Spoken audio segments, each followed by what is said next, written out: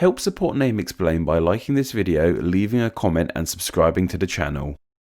In the past, people were pretty stupid, though that wasn't entirely their fault, and I'm sure that 100 years from now, we will seem pretty dumb, but they quite literally didn't know any better. The tools we have at our fingertips to educate ourselves so easily didn't exist in the past. If there's any question you've ever wanted the answer to, you can find it in a few seconds. Hey, I've literally made a career out of Googling things. Likewise, if there's anything we want to see, it can be searched up pretty easily and thousands of pictures and videos of that thing come up. Before the internet, knowledge just wasn't as easy to come by. Think about animals. There's probably a huge variety of animals you've never seen with your own eyes, but know exactly what they look like and how they behave due to pictures and videos you've seen of them on the internet. And even before the internet, we had documentaries showing these creatures to audiences around the world. And even before that, we would have photographs of animals published in books and papers. We really don't need to go as far back in time as you may think to reach a time when certain animals weren't in the public conscious. A great example of this is with the eighth wonder of the world, the original King Kong film released in 1933. Before this film, the average Joe probably wouldn't have ever seen a gorilla before, so one of the draws of this film was being able to see one.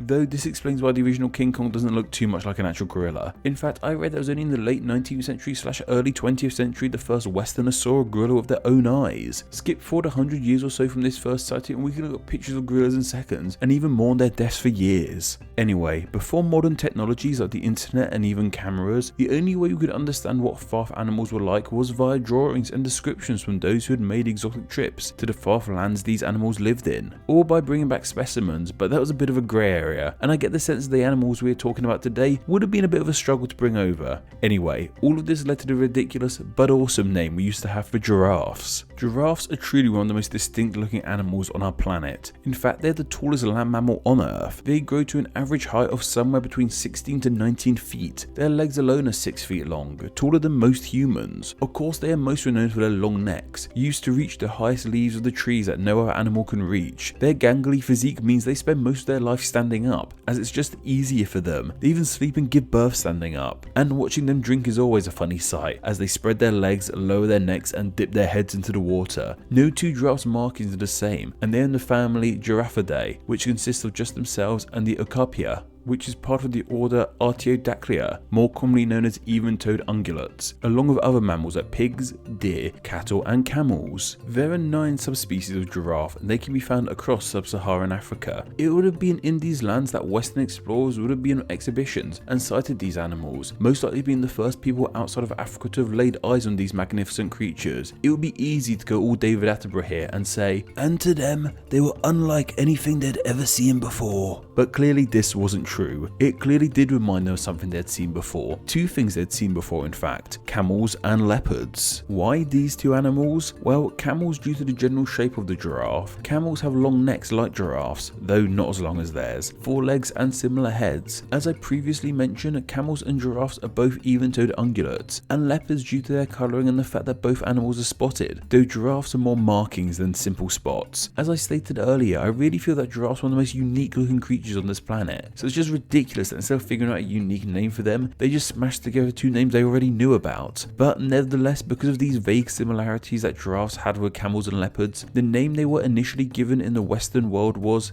camelopard, which yes is simply a combination of camel and leopard. Before we look into the camelopard, I think it's only fair we look into the names that make up this name, camel and leopard. The name of the camel came into English from the Greek camelos, which came from the Hebrew gamal. It's thought this name may derive from the Arabic JAMALA, meaning to bear, which would actually make a lot of sense, as in the Arabic world, camels were often used to carry luggage and people across the desert, so they would have to bear quite a lot of weight on their backs. A name from Old English for camels was olifant, which apparently derived from confusion between these animals and elephants, somehow. Like I said, people in the past were pretty stupid, bless them. Leopard's name is actually somewhat like the name of camelopard, in the fact it's a name that comes from a combination of 2 other animals. Though what are those 2 other animals? In Latin, leopards were called leopardus, and from the first part of this name, I'm sure you can guess that it comes from lion, as they are both big cats of Africa. But as for the pard part, well, this is where things get interesting. One idea is that it comes from panther, so the leopard means a lion panther, which is alright, I guess. However, I like the idea that the pard part of leopard comes from the mythological beast known as the camelopard, a terrifying feline creature that made its way into poetry and art. In fact, part of their mythology was that when a lion mated with a pard, a leopard was born. In the same vein of mules and zonkies, it's thought now that the pards people thought were real were most likely panthers, but they live on in the latter half of the name of their thought to be offspring leopards. So just to bring you all up to speed in all this, the name camelopard is a combination of camel and leopard. Camel is its own thing but was initially mixed up with elephants, and leopard is a combination of lion and panther or pard. So technically the name camelopard doesn't reference just 2 animals, and at max it references 6. Camels and elephants and leopards and lions and panthers and pards, oh my. Anyway, let's get back to the creature this name did apply to, giraffes as we call them today. Our friends over the Oxford English Dictionary have found records of the name being in use for the creatures from as early as 1398 and as late as 1840. So to people in this period of time in the Western world, the creature would simply be known as the camelopard. If you asked a British animal expert in the 16th century about a giraffe, they would have no idea as to what animal you were talking about, as that word didn't apply to any animal in their language. And these British animal experts of the 16th century probably wouldn't have really known what a giraffe looked like unless they'd made the trip to see one with their own eyes. All they would have had were drawings. Sometimes those drawings were by people who hadn't even seen them and were drawing from descriptions from other people who had seen them, hence why old drawings of giraffes look like this. LINNAEUS was a seriously important figure in shaping the animal kingdom into what it is today. He set up the idea of putting animals into genuses and species and set up the naming conventions for many animals. In fact, he named many of them too. While he didn't coin the name camelopard, he bestowed the binomial name Curvus camelopardalis upon it in 1785. Binomial names, by the way, are the big fancy Latin names you see so often for animals. However, by this time another name has started to be used for these animals, giraffe. Once again back to the OED, and they have records of the name giraffe being used as early as 1594, well a variation of the name anyway, giraffe, and from here the name evolved. By 1617 it was a giraffe, by 1665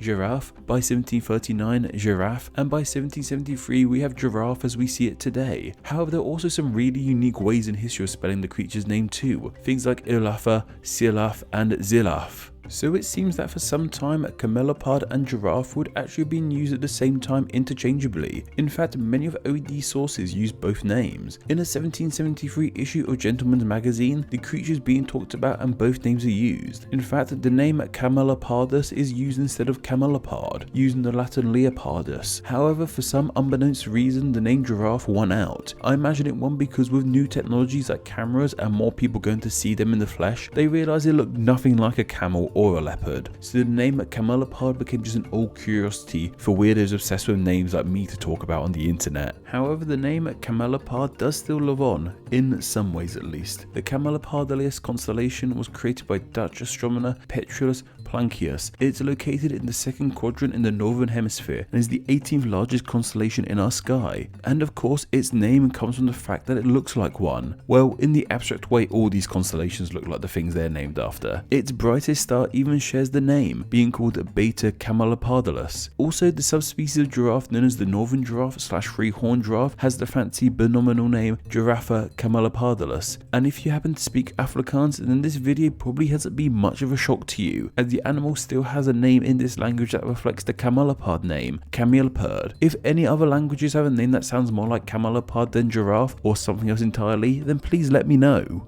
Nevertheless, giraffe is the name we have here in English, and variations of the name appear in other languages. Now, we really ought to wonder, where does this name of giraffe come from? We've spent most of this video talking about their silly old name. What about their actual current name? Well, we have a few ideas. Everyone seems to be in agreement that it ultimately derives from the Arabic zarafa, but it's the meaning of zarafa where different ideas start to emerge. One I read is that the creature was once again mixed up with elephants. Seriously, how are people still getting these creatures mixed up? I also read that zarafa was to a word that came from a combination of 2 animals, but that source didn't go into detail as to what 2 animals that may have been. However, the idea I like most is that the Arabic zarafa may have come from the Persian compound word zunapa. This is a compound of the Persian zurna, which was a type of flute, and pa means legs, so the name would mean flute legs, which in a weird way I can kind of see. Their legs are long and thin like flutes, so perhaps the name giraffe is just as bizarre as the name camelopard. Personally, I like to imagine that if the name camelopard stuck around, then so this convention of naming animals after two other animals they vaguely resemble or have similar features to. Turtles would be called snail lizards, hippos would be called seal pigs, and tigers would be called zebra cats. What other silly animal names can you think of that are reminiscent of the wonderfully ridiculous name camelopard? Thank you to all my patrons who support Name Explain on a monthly basis. Name Explain depends on small monthly donations from fans like you to help keep the channel running. Just a small amount of $2 a month helps in a huge way, grants you patron exclusive Name Explain extras, and gets your name here with all these awesome people. Thank you. Hello all, and thank you so much for reaching the end of the video. Stick around and check out another video and subscribe to stay up to date on all things Name Explain. You can follow myself on Twitter at NameExplainYT. Follow me there and tweet the name Melman at me so I know you came from this message. Anyway, I hope you enjoyed this video, and once again, thank you all so much.